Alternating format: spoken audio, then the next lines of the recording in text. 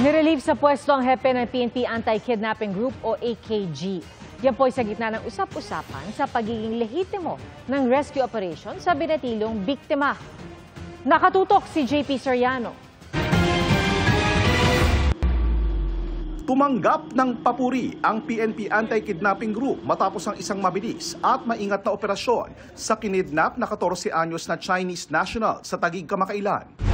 Pero matapos ang ilang araw, ipinag-utos ni PNP Chief General Romel Francisco Marbil na sumailalim sa administrative relief ang hepe ng AKG na si Police Colonel Elmer Ragay. Sa isang pahayag, sinabi ni Marbil na ito raw ay dahil sa mga balita at usap-usapan sa social media kaugnay sa pagiging lehitimo ng rescue operation sa biktima. Ani Marbil, bilang mga public servant, dapat bukas sila sa mga pagsisiyasat para masigurong may integridad ang kanilang mga ginagawa. Ang pagsusuri ay para raw bigyang linaw ang mga pangyayari. Nagsasagawa rin daw ng investigasyon ng PNP sa kanilang hanay.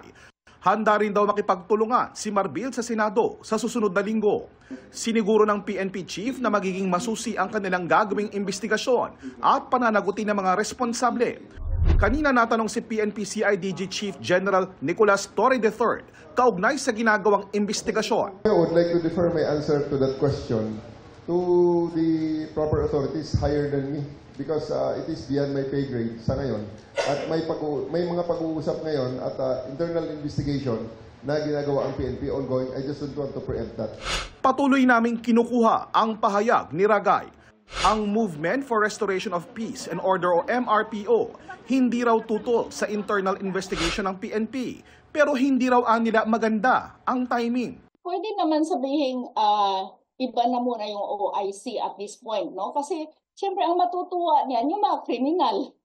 Tinanggal mo pati yung tao na nasa gitna ng mga investigasyon, nagkakalap ng mga impormasyon, bigla mong tinanggal. Kaya siyempre, magkakaroon ng maraming conspiracy theory dyan eh.